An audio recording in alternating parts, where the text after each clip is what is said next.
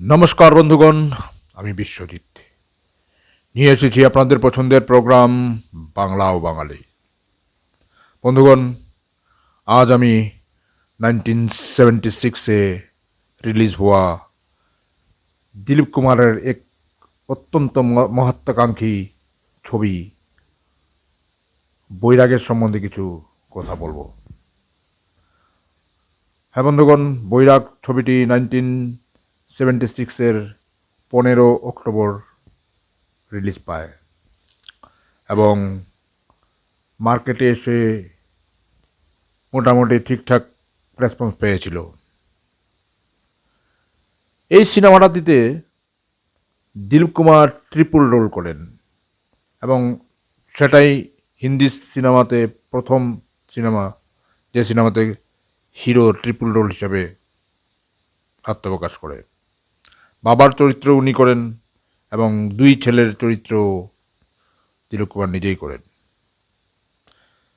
ছবিটি actually 1970 দশকেই 1970-এ actually এটা সিনেমাটার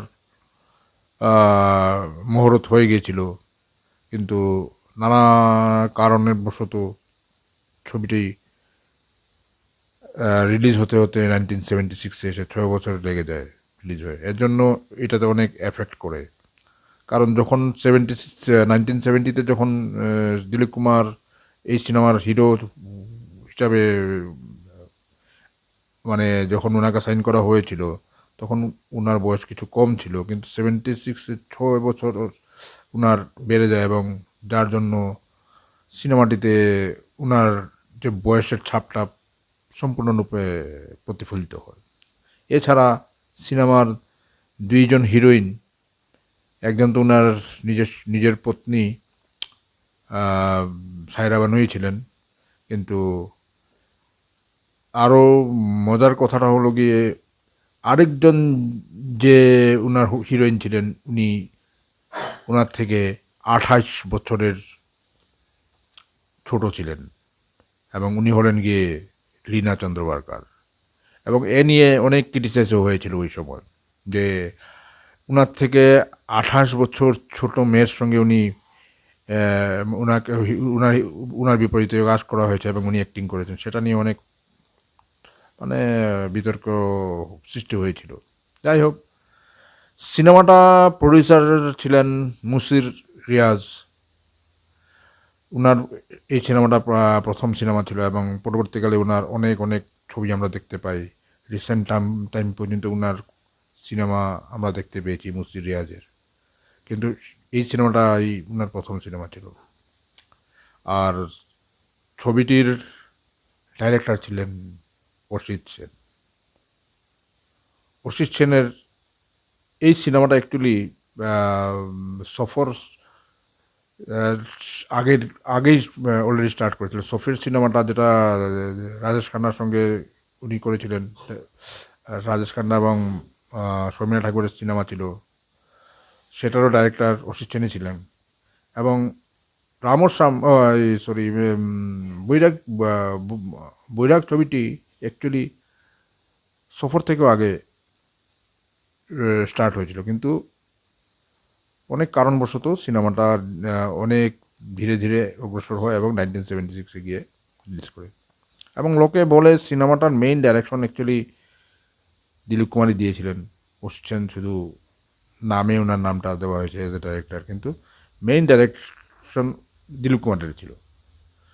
দিলীপ কুমার এই সিনেমাতে চেয়েছিলেন একটু ডিফারেন্ট টাইপের রোল করার জন্য, কারণ উনি প্রথম দিকে লাইফের অনেক দুঃখের সিনেমা করেছেন। ম্যাক্সিমাম ট্র্যাজেডি, এর জন্য ওনাকে ট্র্যাজেডি কিংও বলা হতো এবং ট্র্যাজেডি কিংয়ের ওনাকে বলা হতো। এবং সেই যে উনি যে ট্র্যাজেডি করতেন এটা ওনার নিজস্ব লাইফেও এটার ছাপ পড়ে গিয়েছিল।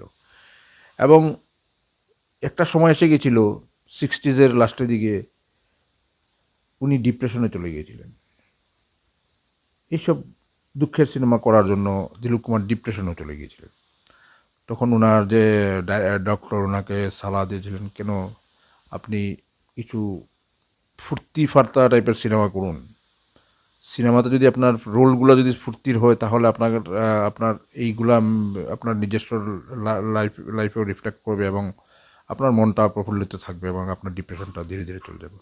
এবং উনি ধীরে ধীরে ধীরে ধীরে এইগুলো মেনটেন করতেন। আপনারা যদি দেখেন, উনি 1967-68 থেকে উনি কমেডি টাইপের সিনেমা স্টার্ট করে দিয়েছিলেন। যেমন ধরেন আপনি 67 রিলিজ হয় রাম আর শ্যাম, যেটাতে ডাবল রোল করেছিলেন।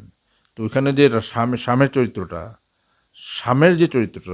চরিত্রটা অত্যন্ত মানে ফুর্তি ফার্তা ইয়াং ছেলের রোলটা ছিল, যেটাতে উনি দুর্দান্ত রোল করেছিলেন এবং সিনেমাটা সুপারহিট হয়ে যায়। এরপর উনি অনেক সিনেমা করেন, যেগুলো সিনেমাতে ওনার এই মানে ওনার এই কমেডি যে চরিত্রটা ওনার ফুটে উঠে। আমরা এর আগেও আরও কয়েকটা দেখেছি, সাগিনা, যেটাতে সাগিনা মাহাতোর রোল করেছিলেন উনি। সাগিনাতে উনি এই কমেডি মানে ওনার রোলটা কমেডিয়ান টাইপের। একটা গান তো অত্যন্ত দুর্দান্ত ছিল, সালামে তো সাহাব বান গায়া, সালামে তো সাহাব বান গায়া। এই বিখ্যাত গানটা এই সিনেমাটা ছিল সাগিনার। তো এইভাবে উনি নিজের ইমেজটাকে চেঞ্জ করতে চেয়েছিলেন এবং ইমেজ উনি চেঞ্জও করে ফেলেছিলেন। এবং আপনারা যদি বৈরাগ সিনেমাটা দেখেন, আপনারা লক্ষ্য করতে পারবেন এই সিনেমাতে উনি অত্যন্ত রসিকের ইমেজ সৃষ্টি করতে পেরেছিলেন এবং দর্শকরা অত্যন্ত পছন্দ করেছিল।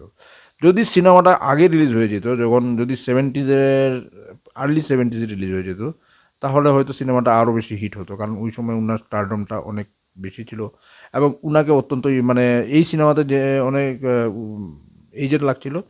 ওই সময় হলে হয়তো একটু ওনাকে আর একটু কম বয়সী লাগতো, তাহলে আরও ভালো লাগতো।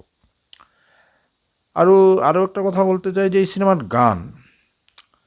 গান দুর্দান্ত গান ছিল। গান তো 1970s-এই 71-এ ওই সিনেমার গানগুলো রিলিজ হয়ে গিয়েছিল। সিনেমাটা তো পরে আসে, কিন্তু গান আগেই রিলিজ হয়ে গিয়েছিল। গানের মধ্যে মেইন মিউজিক ডাইরেক্টর ছিলেন কল্যাণজী আনন্দজি। কল্যাণজী আনন্দজির তো ওই সময় ওনার সময় চলছিল কল্যাণজী আনন্দজির, এবং লিরিসিস্ট ছিলেন আনন্দ বক্সী। গান দুর্দান্ত ছিল। মোহাম্মদ রফি গান গেয়েছিলেন, সঙ্গে আশা ভোসলে, এবং একটা গান মহেন্দ্র কাপুর গেয়েছিলেন। আমার এই সিনেমার যে গানটির কথা সবসময় মনে পড়ে, সেই গানটা হলো গিয়ে এই গানটা, আমি একটু গেয়ে শোনাচ্ছি। पीते पीते कभी कभी यू जाम बदल जाते हैं, जाम बदल जाते हैं, काम बदल जाते हैं, लोगों का नाम बदल जाते हैं, बीते बीते कभी कभी यू जाम बदल जाते हैं। এই গানটা দুর্দান্ত হিট হয়েছিল এবং ওই বছর বিনা কাগিতমালার অ্যানুয়াল প্যারেডে মোটামুটি শীর্ষস্থানে ছিল এই গানটা। তো আজও লোকেরা এই গানটা ভালোবাসে এবং মোহাম্মদ রফির দিওয়ানা যারা, ওনাদের তো আর এই গানটা একটা অত্যন্ত পছন্দের গান। এছাড়াও আরও দুটা গান, যেমন ধরেন छोटी सी उमरिया में लग गया रोग, कहते हैं लोग मैं मर जाऊंगी, मैं मर जाऊंगी। এই গানটা পিকচারাইজ হয়ে সায়রা বানুর উপরে, এবং গানটি গেয়েছিলেন লতা মঙ্গেশকর। এই গানটাও দুর্দান্ত হিট ছিল। এছাড়া আরও একটা গান আমার অত্যন্ত ভালো লাগে, সেটা হলো গিয়ে सारे शहर में आप सा कोई नहीं, कोई नहीं। এই গানটাও দুর্দান্ত গান ছিল। তো সব মিলে গান সুপারহিট ছবির, এবং মোটামুটি সিনেমাটাও সুপারহিট। আর সিনেমার মেইন ইউএসপি ছিল দিলীপ কুমার ছাড়া এই সিনেমাটা আমরা ভাবতেও পারি না। দিলীপ কুমারের ট্রিপল রোল, দুর্দান্ত রোল দিলীপ কুমার করেছেন সিনেমাটাতে, এবং এর জন্য দিলীপ কুমারকে আমি সেলুট জানাই। তো বন্ধুগণ, আজ আমি আমার এই প্রোগ্রাম এখানে শেষ করছি। আশা করছি আপনারা সবাই ভালো আছেন। আগামী পর্বে আবার দেখা হবে। আজ আমাকে আপনারা এখানে বিদায় দিন। গুড নাইট, খুদা হাফিজ, শুভরাত্রি।